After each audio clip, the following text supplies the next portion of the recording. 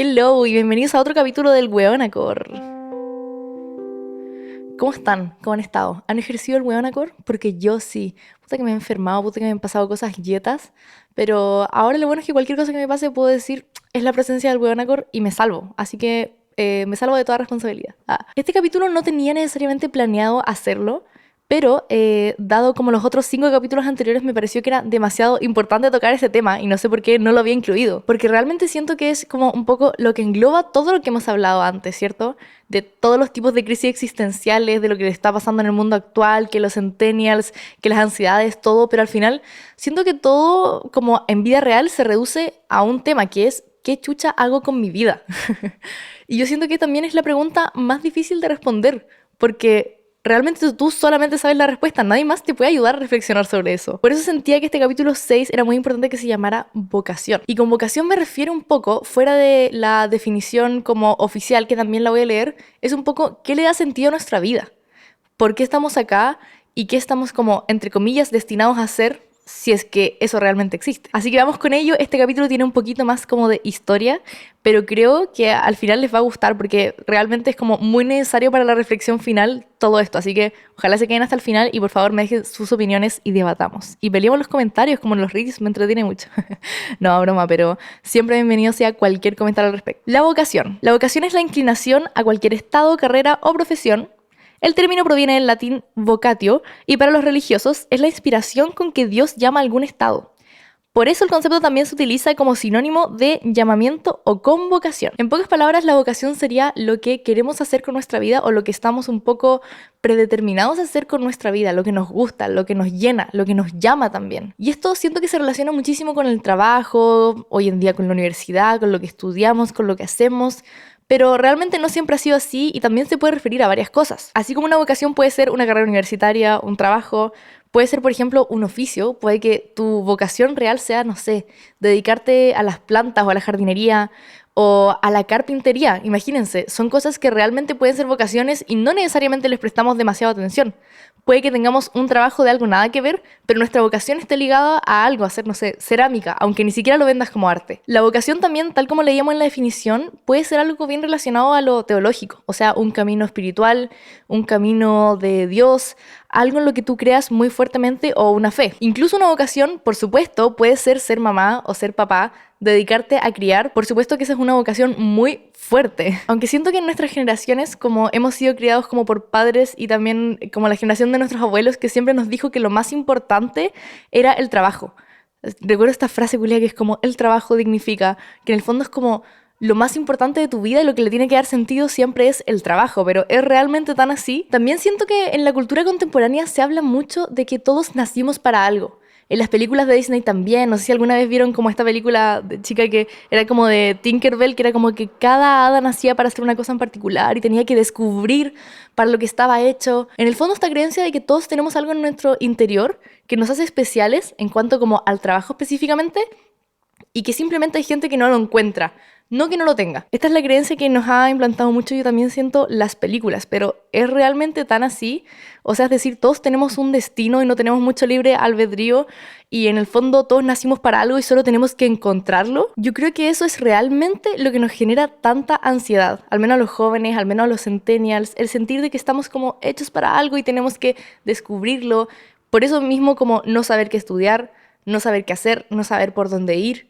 Y por otro lado, sentirte culpable si es que veis a otros de tus pares que sí tienen ese algo especial, a lo mejor que esta que canta bien, que es buena en matemáticas, que hace esto, que como que tuvieran su mundo y de repente uno siente que uno no y se va quedando atrás, entre comillas. Eso realmente como existe de que tú tengas como que encontrar algo en lo que seas bueno y mejor que todos los otros, o es algo que tú te creas realmente. Yo creo que respondiendo a esta pregunta, muchas de nuestras como ansiedades se despejan y eso también a mí me ha servido mucho.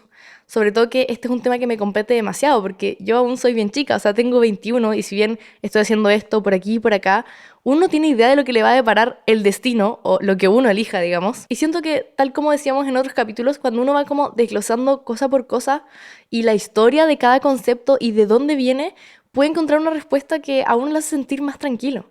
Así que si ustedes están en alguna crisis como vocacional, a lo mejor incluso están estudiando algo que no les gusta necesariamente, están en un trabajo que no les gusta, están a lo mejor en cuarto medio, tercero medio y no saben qué estudiar o simplemente no saben para dónde va la micro, yo siento que esto a mí me calmó muchísimo, porque yo soy esa. Para entender bien la vocación y el rol que, entre comillas, debería tener uno en la sociedad, yo creo que es muy importante mirar atrás en la historia y ver cuáles han sido las vocaciones que han existido en ese entonces y cómo ha cambiado. Porque igual esto es algo súper moderno, o sea, cuando nosotros estábamos en la prehistoria, por ejemplo, ¿cuáles eran las vocaciones? O sea, el propósito de la vida, ¿cuál era? Sobrevivir. Que no te comiera un puma, no sé, como no tener tiempo para andar pensando, oh, voy a ser humanista científico. No, era simplemente tenía que sobrevivir, o sea, como hacer fuego, hacer comunidades, procrear, eso era lo importante. Entonces tenemos propósito de la prehistoria y de todos esos años, número 1, sobrevivir. Después tenemos la edad antigua, ¿cierto? Comienza cuando aparece la escritura, que supone un gran acontecimiento en la historia, y termina en el momento en el que cayó el Imperio Romano, es decir, en el siglo V después de Cristo. Podríamos ver vocación acá, pero de otra manera, es decir, podría ser una vocación muy fuerte ser guerrero. No sé si han visto todas las películas de la edad como antigua en la cual ser guerrero era algo brígido, era algo así como casi como conectarse como con Dios. Yo soy muy fanática de la serie de Vikingos y claro, me pasa que yo veo que el ser guerrero era un valor, un trabajo así impresionante. O sea, ser una dama escudera, esas eran vocaciones de real. Cosas que ahora nosotros no existen ni por si acaso. En esa época, claro, estaba la vocación de ser guerrero, dedicarse a lo mejor a la religión, que era muy importante, dedicarse a la familia. Imagínate si era ahí como emperador o rey, tenía ahí como un pueblo que gobernar. Todas esas eran como vocaciones muy distintas a lo que nosotros conocemos. La Edad Media se extiende desde el siglo V después de Cristo hasta el 1492, cuando se llega a América. Apareció la burguesía y se sentaron las bases del sistema capitalista que ha llegado hasta nuestros días. O sea, también empiezan a aparecer otras vocaciones y otros sistemas de vida, que es muy importante. Para que después en la Edad Moderna, que es hasta que se inicia la Revolución Francesa en 1789, se produjo uno de los acontecimientos culturales más importantes de la historia, que fue el Renacimiento. Las ciudades crecieron, el sistema feudal se fue sustituyendo por el sistema capitalista, las corrientes de pensamiento que se imponen en este momento son el humanismo y el racionalismo. Otro acontecimiento esencial de esta época es la revolución industrial, por supuesto, que supone la creación de máquinas para cubrir la demanda del mercado en aquel momento. O sea, ¿qué empieza a pasar? De a poco, muchos trabajos se fueron sustituyendo, por supuesto. O sea, la revolución industrial es una muestra clara de eso. Y después, la edad contemporánea, ¿cierto?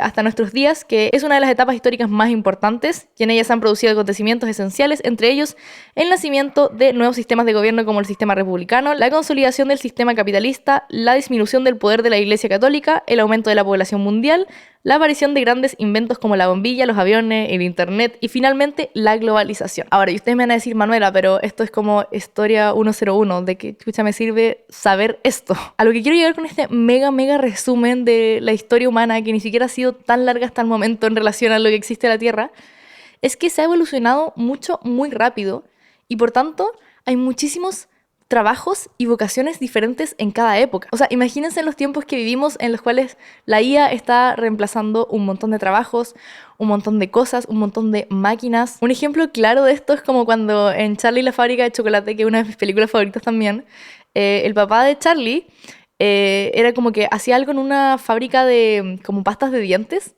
y después de un día para otro lo echaron porque fue reemplazado por una máquina. Esto quiere decir que en la historia del ser humano, como siempre hemos evolucionado, siempre hay trabajos que se reemplazan, siempre hay artes que desaparecen, siempre hay cosas que se van perdiendo con el tiempo. Imagínense todos los trabajos y por ende todas las vocaciones que se han ido perdiendo. O sea, imagínense que antes habían como gente que literalmente su vida era tirarle como aire con una planta a Julio César. O alguien que tiraba de un carruaje y trabajaba de eso. O alguien que escribía y transcribía libros que tenían que tener una caligrafía perfecta y eso era, por supuesto, un tipo de arte. Pero ahora ya no existe, al menos de la manera que era en ese entonces, que era demasiado importante, imagínense. Entonces podemos llegar a la conclusión de que, uno, los trabajos que existen en la época en la que vivimos están directamente relacionados con las necesidades del ser humano, ¿cierto? Las necesidades biológicas y tecnológicas también. Y en cada época van siendo diferentes. Entonces, ¿qué pasa con este pensamiento que nos inculcaron un poco desde chicos? Que es que todos nacimos para trabajar en algo, todos nacimos para hacer algo. ¿Cómo se relaciona eso con los trabajos que existen? O sea, A lo que voy es, si todos nacimos mandados por Dios o por el universo o por tener un destino a hacer un trabajo predeterminado, ¿cómo puede ser entonces que hayan trabajos que no existan ahora y tantos trabajos que aún no existen? Es decir, a lo mejor para lo que yo nací se hacía solamente hace 200 años atrás. A lo mejor nací en el siglo equivocado. A lo mejor el trabajo que yo estoy destinada a hacer no existe aún. Imagínense la gente que nació hace, no sé, ejemplo, 60 años. Y no existía, por ejemplo, ser creadora de contenido. Yo si hubiera nacido en ese entonces, tal vez no hubiera hecho esto, ¿cierto?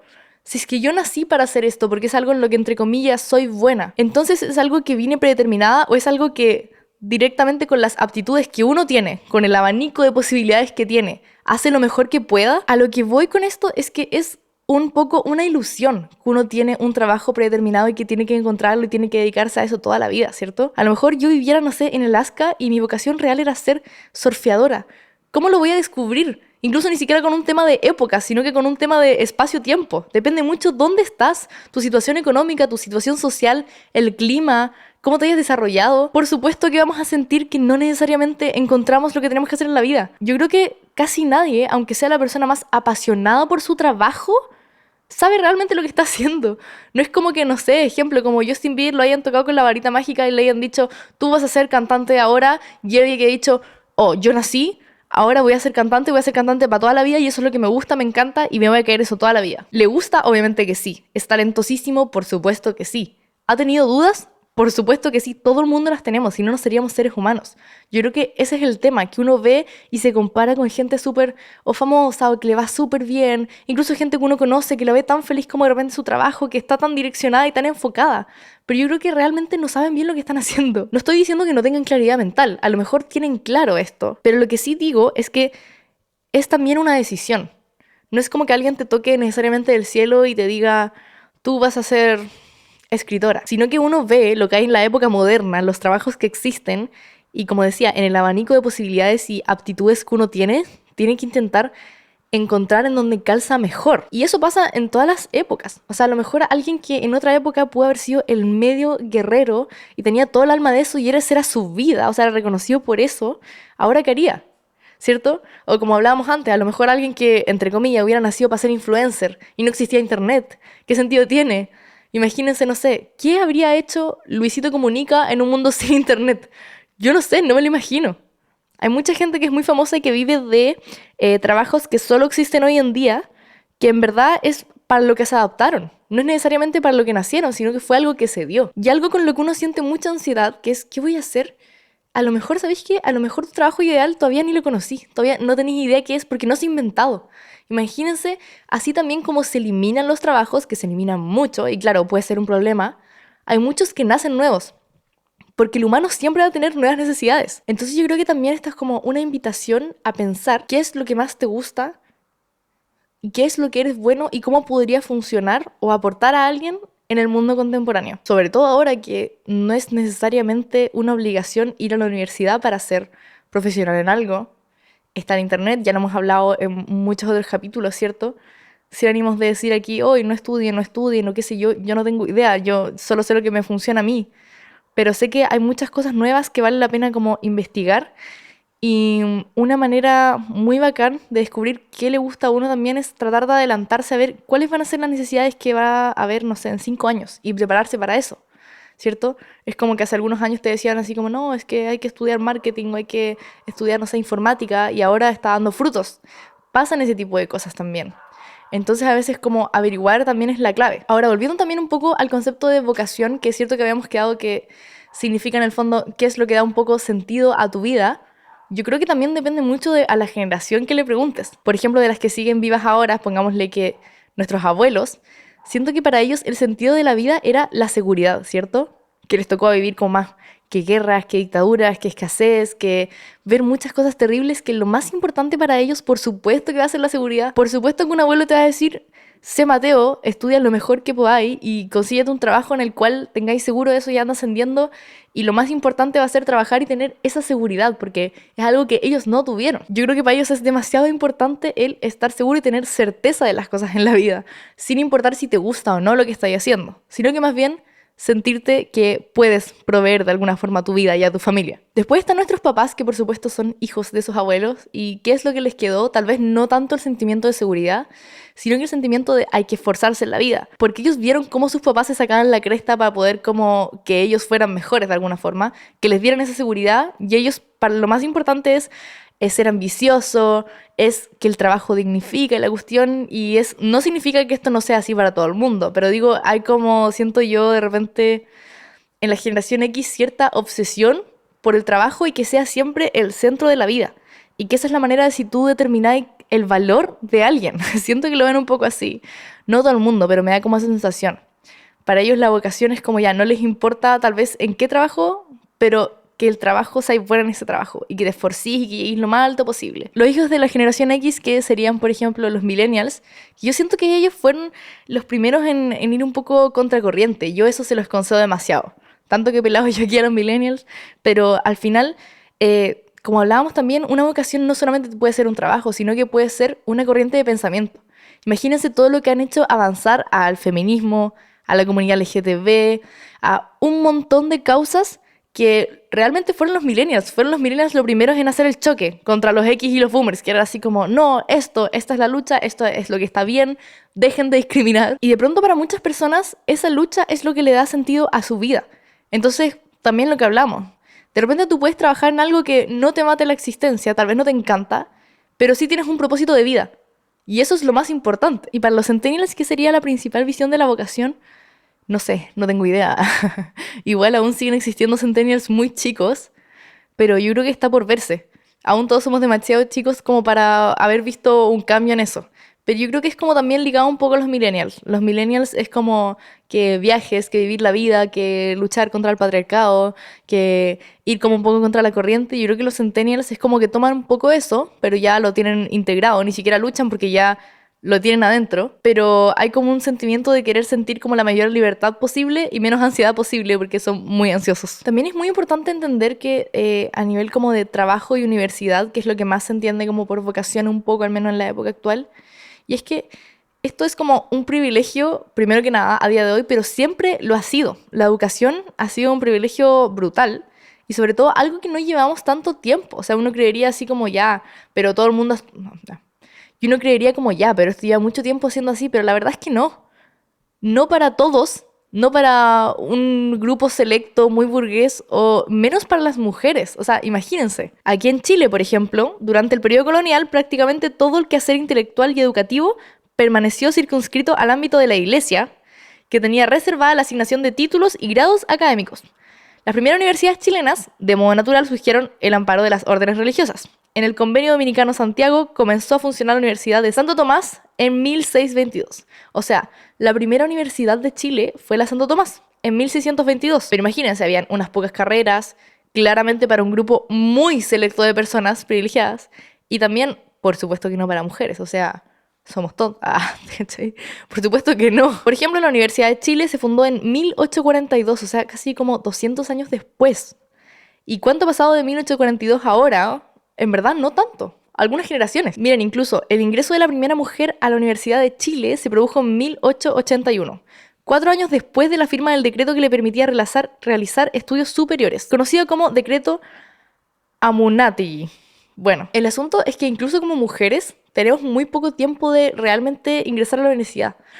Y sobre todo al principio, las carreras que habían para mujeres no era como entrar y vaya a ser doctora, sino que entrar y vaya a ser secretaria, asistente, alguna otra cosa. ¿Se les ocurre a ustedes ser doctoras o ingenieras o abogadas? Es algo que lleva muy pocas generaciones. Probablemente unas 3 o 4 para atrás con cueva, ni siquiera. Entonces todo esto de la vocación es algo también muy nuevo y que a la vez también siento que deberíamos valorar, porque qué bueno que ahora podemos estudiar y podemos votar y todo eso. Ay, no puedo creer cómo en algún momento de la vida realmente no, o sea, qué estupidez del ser humano. El machismo. Ah, bueno, me fui a la chucha. Bueno, el asunto es que también me parece con todo esto que la vocación está muy relacionada a la edad, ¿cierto? Lo cual no me puede parecer una estupidez más grande que haya que elegir qué vas a hacer, qué le va a dar propósito a tu vida por el resto de tu vida a los 17, 18 años, que es un poco lo que te impone el sistema. Pero si lo pensáis para atrás, tenéis que decidirlo mucho antes. Porque cuando entráis a primero medio, generalmente te preguntan, ¿vas a elegir el científico o el humanista? Y eso también depende mucho de lo que elijas. O sea, ¿Cómo a los 14 años tú vas a ser capaz de decir, no, es que a los 30 quiero estar feliz y realizado con esto? Ni cagando. Yo ahora tengo 21 y no tengo idea de lo que va a pasar tampoco. Probablemente gente de 30 tampoco tiene idea de qué va a pasar. ¿Cómo lo vayas a saber a los 14? ¿Cómo vas a creer que vas a elegir bien? ¿Cómo alguien va a creer que alguien de 14 años va a elegir bien eso? Por otro lado, todo lo que haces de ese momento en adelante cuenta mucho porque el puntaje en NEM, que te tiene que ir bien, tienes que sacarte puros 7 desde primero a cuarto medio, porque ahí realmente vas a tener la oportunidad de ver a qué carrera puedes entrar. Y por otro lado, todos te dicen, bueno, tienes que entrar a una carrera sin tomarte un año, entrar directamente y después entrar a trabajar. O sea, eso es lo que hay. Y es igual considerando que sería como el mejor de los casos, porque para muchísimas personas ni siquiera es una opción estudiar. Es que sales del colegio y trabajas, o ni siquiera terminas cuarto y medio. Entonces, dentro de eso ya es un privilegio poder estudiar, pero un privilegio más grande aún, elegir qué quieres estudiar. Porque imagínense, no sé, ejemplo, en carreras más artísticas, sacar CAE, o sea, sacar crédito para estudiar, por ejemplo, música o artes, cuando sabes que de repente tal vez no vas a tener certeza de que lo vas a poder pagar, que es muy posible, muy posible. Entonces es terrible la presión que tienes como persona de 17, 18 años, es demasiado. ¿Cómo vas a elegir bien así más encima? Imagínate, no sé, querés ser actriz, pero sacáis CAE y tenés que cargar con esa decisión el resto de tu vida. No sabéis si es que después lo vais a poder pagar o no y debís millones de pesos al Estado. O sea, es brutal, la presión es muy brutal. Por eso uno se confunde tanto también. Uno no puede pensar con claridad a esa edad. Yo soy fiel creyente de que incluso si es que pueden hacerlo, creo que tomarse un año es muy sano. Creo que incluso como en ese año, por ejemplo, trabajar o qué sé yo, descubrir un poco más la vida, agarrar pala, es muy útil para saber qué quieres hacer. Porque más encima una cosa es estudiar algo y otra cosa es trabajarlo. De repente pasa mucho, que uno le puede gustar mucho lo que está estudiando y puede que le vaya bien, pero después en el campo laboral puede que lo odies. A mí me pasó un poquito eso. Obviamente yo no me alcancé a titular, pero sí estudiaba comunicaciones, bueno, y también estudié publicidad al principio y me gustaba mucho estudiarlo. Era súper dinámico, me iba bien, digamos, tenía súper buenas notas. Era muy entretenida la carrera en sí. Es como que es una carrera, yo creo que debe ser de las carreras más entretenidas. Pero no sé, por ejemplo, trabajar en agencias de publicidad, depende cuál, obviamente, pero la mayoría es como, it's a no for me, como realmente no es un espacio en el cual yo me desenvuelva felizmente, ¿cachai? Y también puede pasar al revés. Puede que no te guste tanto, por ejemplo, estás estudiando derecho. A lo mejor la carrera no te gusta tanto, pero saliste y ejercerlo te gusta caleta y te apasiona. O sea, uno nunca sabe. Entonces hay demasiadas variables. Igual para calmar un poco esta ansiedad, estuve averiguando y hice una lista de personas que se dedicaron a algo diferente a lo que estudiaron o incluso alcanzaron a ejercer de algo y después dieron un vuelco total a su vida para hacer algo nada que ver y triunfaron en eso. Obviamente entiendo que no todo el mundo tiene la posibilidad de hacer esto y que también depende mucho de los privilegios, cómo le vaya a uno también en la vida, pero sí siento que es cierto que uno puede de alguna manera cambiar su vocación a la edad que sea. Realmente como que siento que no hay edad para esto. Me parece una estupidez que te digan que esa edad crucial es 17, 18 años, cuando realmente puede ser en cualquier fucking minuto de tu vida desde que eres adulto. Dicho esto, aquí van mis personas favoritas que cambiaron de vocación. Lana del Rey. Mi favorita, yo la amo. Bueno, Lana del Rey, su historia un poquito que fue con su tío que la cantante aprendió a tocar guitarra y comenzó a escribir canciones y a presentarse en clubes de la ciudad. Cuando cumplió 19 años, entró a la Fordham University en el Bronx, o sea, en Nueva York, donde estudiaba filosofía enfocada en metafísica. O sea, hacía una cuestión nada que ver. Yo como que siento que si hubiera tenido esa opción, igual hubiera estudiado filosofía, como qué bacán. Y de hecho, incluso se graduó, o sea, se alcanzó a graduar en 2008 con una licenciatura en artes y filosofía. Interesante. Piensen que ya había estudiado una carrera y después no solamente es que decidió dedicarse a algo completamente distinto que era la música, sino que también tuvo muchos proyectos fallidos en la música. O sea, en algo que uno cree que puede ser su vocación, obviamente que no le va a chuntar a la primera. O sea, a no ser que sea como un fenómeno, pero por ejemplo, Lana del Rey, que es una crack tremenda, tuvo muchos proyectos antes de ser de Lana del Rey y tuvo que fracasar, entre comillas, muchas veces antes de ser Lana del Rey. A la par de realizar sus estudios en la universidad, ¿cierto? La cantante se estrenó con un demo de un álbum de estudio titulado Sirens, en donde utilizó el seudónimo de Mai Jailer. No sé si lo pronuncié bien, pero ese fue su primer nombre, Mai Jailer. ¿Quién chucha es Mai Jailer? Más adelante, tras su graduación de la universidad, o sea, después de que se tituló, lanzó Kill Kill, que es un EP que lo lanzó como Lizzie Grant. Ahí ya la cachaba. O sea, no cachaba ese proyecto en sí, pero he escuchado mucho que Lana del Rey antes se llamaba Lizzie Grant. porque ella se llama Elizabeth. Y recién para el 2010 se estrenó como Lana del Rey en su álbum homónimo, marcando su debut y posteriormente fama mundial con Born to Die en 2012. Incluso tengo entendido que antes de Lana del Rey se llamaba Lana del Rey. O sea, se pronunciaba parecido, pero se escribía con A. No sé si alcanzó a lanzar algo con eso, pero antes era Lana del Rey. O sea, ha tenido como 3, 4 nombres antes de ser incluso como Lana del Rey. Oh, me da risa que justo estoy mirando a la pared y tengo como pegado un póster gigante de Lana del Rey, de Born to Die. ¿Es una señal? Otro mega ejemplo, que también me sale mucho en TikTok y yo creo que es el más icónico de todo esto y también más enfocado en Latinoamérica, es Jorge Drexler. Supongo que lo conocerán, lo amo. Bueno, como muchos saben, Jorge Drexler en verdad era médico. Y como de un día para otro es como, ahora voy a hacer música y voy a ser famosísimo como músico. Así nomás. Estudió medicina y se licenció en su ciudad natal. Tras obtener su diploma, se desempeñó como médico al igual que sus padres. Fue otorrinolaringólogo antes de dedicarse de lleno a la música. Mira, le gustan las orejas. Al final ganó, entre comillas, su segunda vocación, que quizás siempre fue la primera, y que le llevó a cruzar el charco hasta Madrid, ya con 30 años, invitado por Joaquín Sabina, que le escuchó tocar en un garito de su Montevideo natal, de su ciudad natal. Él dice, me vio como un águila a un ratoncillo, cuenta. Aquí comenzó de cero como músico viviendo en un piso de Chamberí con otros 8 uruguayos. Entonces Joaquín Sabina se lo llevó para allá y explotó. Imagínense lo radicalmente diferente que debe haber sido su vida. O sea, un mundo, ni siquiera es como que, no sé, por ejemplo, como Lana del Rey, ya, filosofía, artes, a música, igual ese sentido. Pero imagínense un loco que literalmente estaba trabajando todos los días como doctor en un hospital, a después como estar llenando estadios. What the fuck. Hoy en día tiene 7 Grammys, colaboraciones con Zetangana y muchos artistas grandes. Hablando de filosofía y todo eso, me acordé que Natalie Portman, la actriz, ella también es psicóloga. Ella está en la bola de la psicología. Otro muy buen ejemplo y aún más radical, porque este men literalmente era un anciano, era una persona de la tercera edad, es el coronel Sanders, el men de KFC. Bueno, es como un icono. En verdad, yo saben que ese es su nombre más como por los memes dunks de TikTok. Yo creo que KFC es la marca más superior en redes sociales a nivel de marketing. O sea, los videos que tienen y la forma de entender como el dunk, busquen como KFC España. Es como lo mejor que he visto en mi vida. Si quieren entender a los centennials, pongan KFC España en TikTok. Es lo mejor. Havlan Sanders, o como se pronuncia, comenzó su emprendimiento en la cocina de su casa cuando cumplió 66 años. Decidió embarcarse en un road trip para vender su receta secreta de pollo frito. Hoy el negocio que fundó factura más de... ni siquiera sé cómo leer esta weá. 30.000 millones por año. Harlan Sanders nació en 1890 y se crió en la granja de familia en Henryville. No tengo idea cómo se pronuncia, en Indiana. O sea, imagínense que ustedes están ahí, re chill, y de repente cumplís como 66 y decís como, ¿sabéis qué? Quiero hacer pollo frito.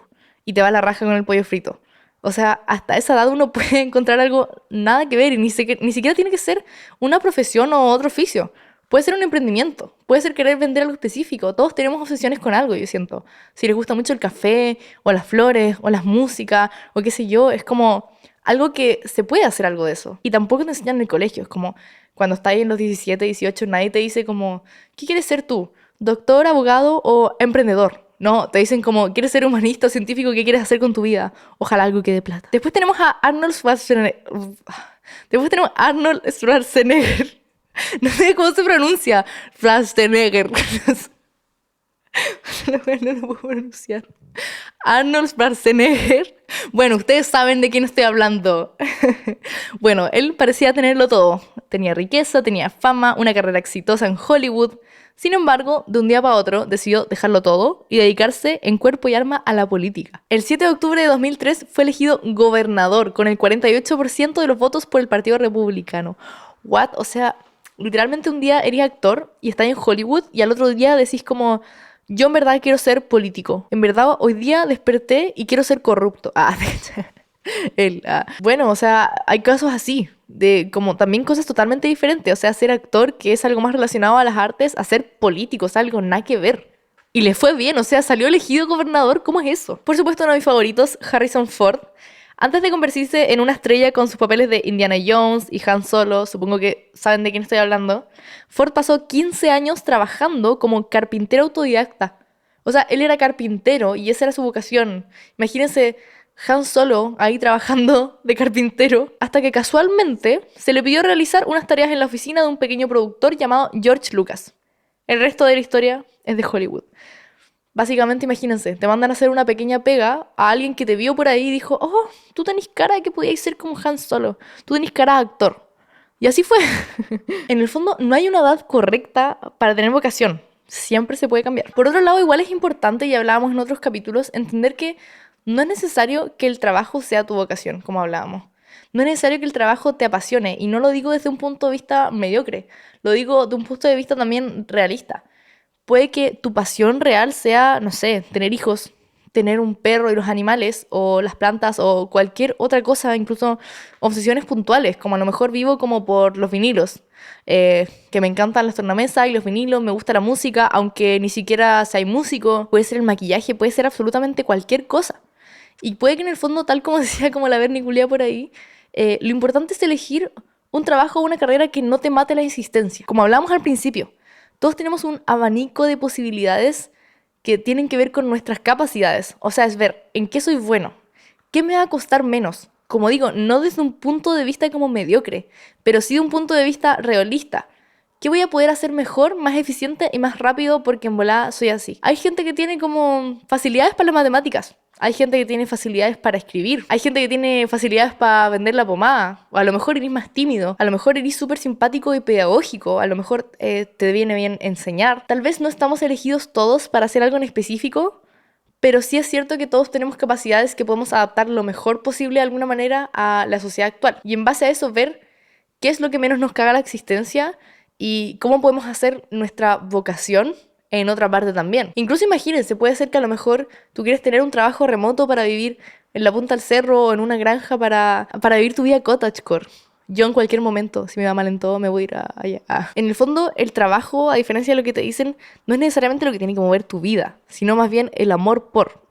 A lo mejor no sentís amor por tu trabajo y está bien. A lo mejor sentís amor por tu vida, por tu pareja, por cualquier otra cosa, o por tus hijos. Pero por otro lado, si es que realmente hay algo que te apasione y estás decidiendo voluntariamente hacer otra cosa por la presión social, también encuentro personalmente que está mal, porque creo que vas a ser más infeliz. Si a lo mejor la que a ti te gusta es, puta, algo relacionado con el arte o con el deporte o no tengo idea de lo que sea, y tus papás te están diciendo como, no, pero es que estudia ingeniería, estudia esto, estudia tal cuestión que te va a dar plata, te va a dar seguridad. Si bien tal vez puede sonar un poco privilegiado de mi parte que te diga así como, no, dedícatelo a otro, sí creo que pueden haber espacio para ambas cosas. O sea, tener cierta seguridad, pero también tratar de involucrar lo más posible lo que te gusta en la vida, porque soy fiel creyente de que cuando tú tienes una pasión por algo, es lo único en lo que te va a ir tan bien, a diferencia de otras cosas. Cuando haces algo que no te gusta tanto, obviamente que no vaya a ser tan bueno. Obviamente que no vaya a querer crecer en eso. Te vas a quedar ahí porque, obvio, no te gusta tanto. En cambio, a lo mejor, tal vez cuesta más, por ejemplo, no sé, ejemplo, vivir de la música, pero a lo mejor si es que es lo que realmente te gusta, te podría ir mucho mejor de la música que a lo mejor trabajando de ingeniero. Puede ser. Entonces como que hay que ver ahí como dónde está mi pasión y dónde está mi amor también. Si les cuento un poco de mi historia personal, que igual me han preguntado harto, por ejemplo, yo de chica siempre creí que yo iba a hacer música, porque siempre fue lo que más me gustó, mis papás son músicos.